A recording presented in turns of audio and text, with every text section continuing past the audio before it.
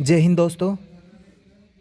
जैसे मैंने पहले एक वीडियो बनाया था बीएसएम आरओआरएम के रिगार्डिंग, तो उसके अंतर्गत कुछ कैंडिडेट्स के कमेंट आए थे कि सर डिपार्टमेंट की वैकेंसी है या फिर सीए की या एक्स सर्विस मैन वालों की वैकेंसी है, उसके बारे में आपने उनका एनालिसिस नहीं किया। तो मैंने उसमें भी बोला था कि जो डिपार्टमेंट है या फिर सीए है या फिर एक्स सर्विस मैन वाले हैं, उनकी जो वैकेंसी हैं उसमें जो कैंडिडेट्स जो पास हुए हैं डिस्क्रिप्टिव पेपर के अंतर्गत वो बिल्कुल न के बराबर हैं। तो उनके डाटा मैंने कलेक्ट किए हैं और वो आपके समक्ष में भी बता रहा हूँ। तो पहले जो मैंने कॉलम बनाया है यहाँ पे 22 सितंबर 2019 को जो ऑब्जेक्टिव पेपर लगा था अपना वस्तुनिष्ठ परीक्षा, उसके अंतर्गत जैसे पंजाब में अपने डिपार्टमेंट के आरओ के 3 कैंडिडेट पास हुए थे, आरएम के 11, ऐसे टोटल मिला के 14। और जो सीए है उसमें आरओ में नील था, आरएम में एक कैंडिडेट था टोटल। और एक्स सर्विस मैन के अंदर पंजाब के अंतर्गत नील थे, मतलब एक भी कैंडिडेट पास नहीं हुआ था। जो पहला पेपर लगा था 22/9/2019 को। उसके बाद मैंने राजस्थान का कॉलम डाला इसके अंतर्गत, तो आरओ में नील है, आरएम में 3 कैंडिडेट है राजस्थान में। इस प्रकार टोटल डिपार्टमेंट के 3 कैंडिडेट हैं। इसी प्रकार सीए के राजस्थान से आरओ में 1, आरएम में 2, टोटल मिला के 3 कैंडिडेट। एक्स सर्विस मैन के जो नील हैं राजस्थान से।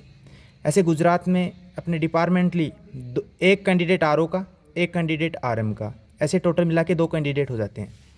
तो इधर जो मैंने 3 कॉलम डाले हैं, ये ऑब्जेक्टिव पेपर लगा था 22/9/2019 को, उसके डाटा डाले। तो इस प्रकार मैंने 9 स्टेटों में जो पास हुए थे, वैसे 11 स्टेटों में दे रखा है यहाँ पर, बट जो 9 जहाँ जहाँ पास हुए हैं उन्हीं स्टेटों को मैंने शामिल किया है। पंजाब, राजस्थान, गुजरात, चौथा एमपी का आ गया, फिर New Delhi, UP, West Bengal, Jharkhand और आसाम।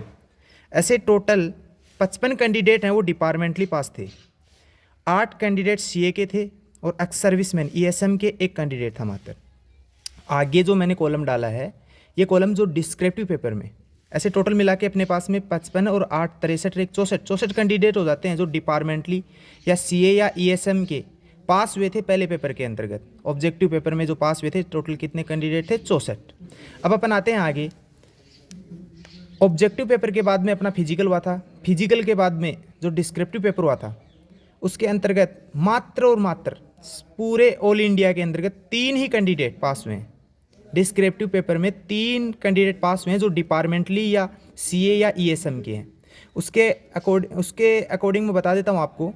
पहला कैंडिडेट पंजाब से है जिसका नाम पूनम चंद है। इसके रोल नंबर मैंने लिखे हैं यहाँ पे 2192103447। जो आरओ का कैंडिडेट है वो डिपार्टमेंटली जनरल का है।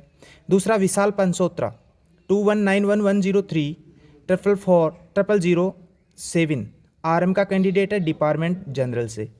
ऐसे ही तीसरा कैंडिडेट है वो अमनदीप सिंह, जिसके रोल नंबर है 2192106441। आरओ का कैंडिडेट है, ये डिपार्टमेंट जनरल से है, अमनदीप सिंह, जो वेस्ट बंगाल। यहाँ इस प्रकार टोटल अपने पास में आरओ के 2 कैंडिडेट पास हुए हैं डिस्क्रिप्टिव में और आरएम के हुए हैं 1। ऐसे टोटल मिला के अपने पास में कितने कैंडिडेट पास हुए? 3 कैंडिडेट। और पहले थे अपने पास में 64 कैंडिडेट, यानी 64 में केवल 3 कैंडिडेट हैं जो आरओ के 2 और आरएम के 1। जो अपने पास में शुरू के अंदर वैकेंसी आई थी, तो उसमें जो बीएसएफ के द्वारा जो नोटिस निकाला गया था, उसमें लिखा हुआ है कि डिपार्टमेंटली और ईएसएम में जो वैकेंसी खाली रहती हैं वो ओपनली भरी जाएंगी बाद में। कहने का मतलब जनरल कैटेगरी वाइज ओपनली भरी जाएंगी। तो अपने पास में मैंने यहाँ नीचे एनालिसिस किया है कि डिपार्टमेंट में जो वैकेंसी थी, आरओ में 115 और आरएम में 196, ऐसे टोटल 311 वैकेंसी डिपार्टमेंट की थी। ऐसे सीए की जो वैकेंसी थी, आरओ की 18 और आरएम की थी 30, ऐसे टोटल वैकेंसी थी 48। और ईएसएम में थी अपने पास में एक्स सर्विसमैन की, आरओ में 34 और आरएम में 58, ऐसे टोटल मिला के अपने पास में कितनी वैकेंसी थी? 92 वैकेंसी ईएसएम की थी। फिर आगे वाले कॉलम के अंदर मैंने वापस इन्हीं को रिपीट किया यहाँ पे तीनों कॉलमों में कि ये तो मैंने 311 वैकेंसी डिपार्टमेंटली वाली, 48 वैकेंसी सीए की हैं और 92 वैकेंसी हैं ईएसएम की। तो जो वैकेंसी शुरू में निकली थी, तो उसमें बीएसएम ने साफ साफ लिख रखा है वहाँ पे। कहने का मतलब कि जैसे डिपार्टमेंट या ईएसएम में वैकेंसी नहीं भरी जाती हैं, तो शेष जो रिमेन वैकेंसी हैं वो ओपनली कोटे से भरी जाएंगी, जैसे जनरल, ओबीसी, एससी, एसटी, जो भी इसका जो कोटा है उसके अकॉर्डिंग भरेंगे। तो कहने का मतलब यहाँ पे 2 ही वैकेंसी आरओ की भरी जाएंगी, मात्र 2 ही वैकेंसी डिपार्टमेंटली सी और ईएसएम में, तीनों को मिला के 2 वैकेंसी आरओ की भरी जा रही हैं और आरएम की 1 वैकेंसी। बाकी शेष वैकेंसी अपने पास में आरओ की 113 वैकेंसी जो जनरल ओपन कोटे से भरी जाएंगी और आरएम की 195 वैकेंसी ओपन कोटे से भरी जाएंगी। ऐसे ही ईएसएम में एक्स सर्विसमैन में आरओ की 34 वैकेंसी और आरएम की 58 वैकेंसी जो ओपन कोटे से भरी जाएंगी, जो अपन मतलब कहने का मतलब जो डायरेक्ट एंट्री के लिए जो कैंडिडेट हैं वो जा सकते हैं। ऐसे 308 वैकेंसी अपने पास में डिपार्टमेंट में आती हैं और 92 वैकेंसी बच जाती हैं ईएसएम में। तो दोस्तों इसके अंदर टेंशन लेने की कोई आवश्यकता नहीं है आपको। जो पहले मैंने बताया था उसके बारे में थोड़ा सा मैं वापस रिपीट कर देता हूँ। कई बंदे बोल रहे हैं कि सर आरओ की जो मेरिट है वो बढ़ सकती है, तो उनको बता देता हूँ ज़रा मैं एक बार।